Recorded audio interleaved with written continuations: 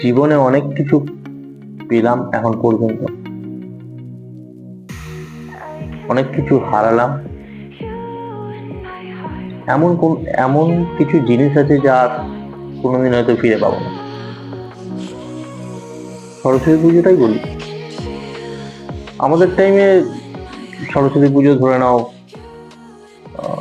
বড়রা করতো দুর্গা পুজো, কালী পুজো, ওটা বড়দের পুজো ছিল। ছোটবেলায় আমাদের পুজো ছিল সরস্বতী পুজো। তো আমরা মানে ছুটির দিন হলেই রাস্তায় দাঁড়িয়ে চাঁদা তুলতাম, কাকু 1 টাকা দাও, 2 টাকা দাও, 5 টাকা দাও। কেউ কেউ দিত, কেউ কেউ দিত না। কেউ কেউ আবার কঠিন কঠিন মানে কোশ্চেন করতো। একটা কোশ্চেন এখনো মাথাতে আছে, একটা বানান সবাই জিজ্ঞাসা করতো যে কুজ্ঝটিকা বানান বল। বলতে পারতাম না, ঠিক আছে, কিন্তু তাও অনেকে চাঁদা দিয়ে যেত। কিন্তু তখন যে সরস্বতী পুজো করার একটা ফিলিংস, মানে সেই ফিলিংসটা হয়তো এখন মানে যারা বাচ্চারা মানে এখন যারা করে আর কি, তারা সেই ফিলিংসটা পায় বলতে পারবো না, আমার ঠিক জানা নেই। কিন্তু সেই যে ফিলিংসটা, সেই ফিলিংসটা কিন্তু আর ফিরে পাবো না আমরা।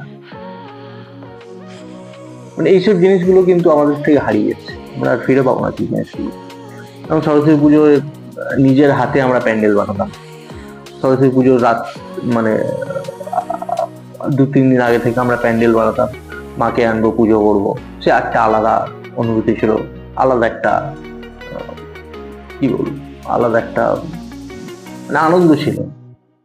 সরস্বতী পুজোর রাতের আগের দিন পাড়ায় যেসব মানে বাড়িতে ফুল চাষ হতো, সেখানে গিয়ে আমরা ফুল চুরি করতাম। সেই ফুল এনে আমরা আবার প্যান্ডেল সাজাতাম, পুষ্পাঞ্জলি। আর একটা মানে সব থেকে ভালো জিনিস ছিল আর কি, প্যান্ডেলের পেছনে একটা জায়গা থাকতো, যে জায়গাটায় আমরা সেই টাইমে আমাদের আড্ডাখানার জায়গা। মানে সরস্বতী পুজো কটা দিন পড়াশোনা কিছু নেই, ওই পেছনে বসে আড্ডাখানা। ক্যারামটাও নিয়ে চলে আসতাম আমরা, সে ক্যারামটাও খেলা হতো, পেছনে বসে আড্ডা হতো। ছোটবেলার এই যে ফিলিংসটা, এই আনন্দটা মানে এখন সেইগুলো হারিয়ে গেছে ভাই, সেইগুলো আর ফিরে পাবো না। আর একটা যেটা জিনিস বলা যায়, পুষ্পাঞ্জলি হয়ে যাবার পরে আমরা কিন্তু কুল ভাই সরস্বতী পুজোর আগে খেতাম। পুষ্পাঞ্জলি হয়ে যাবে ভাই, কুল গাছে গিয়ে ঢিল মারবো, বড় কুল গাছ, ঢিল মারবই, কুল খাবো, ঠিক আছে। তারপরে আমাদের সরস্বতী পুজো কমপ্লিট। মনে হলো এই ফিলিংসটা শেয়ার করি আর কি, তাই তোমাদের সাথে শেয়ার করলাম। হয়তো অনেকেরই এরকম ফিলিংস থাকবে সরস্বতী পুজো নিয়ে। চাইলে কমেন্টে জানিও যে তোমরা কি ফিল করো এখন।